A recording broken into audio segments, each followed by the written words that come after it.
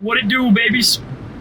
So today, I really wanted to just talk a little bit about the past and how little you should dwell on it when you're trying to progress forward in your life. And so a buddy of mine and I were talking the other day, and he said, I'm really having an issue. I'm struggling with the last job that I was at. I just keep thinking every single time I get down to program, I keep thinking about the last boss that I had and the environment that I was in at that last job. And it's just so hard for me to actually get the code down. And I'm like, well, is that serving you? Is dwelling on the past serving you?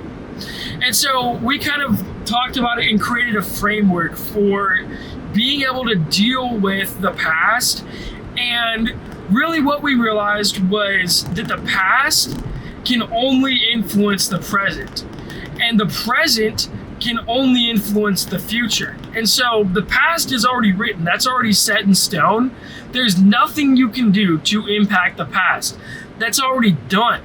So what you need to make sure you're doing is day by day taking steps to improve your future, because that's what you have control over.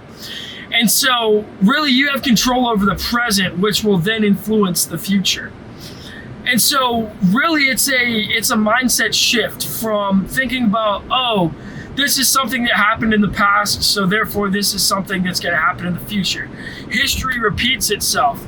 Sure, history repeats itself in cycles for something such as a nation or the world as a whole, but you as an individual are not going to live long enough to see a cycle of repeat.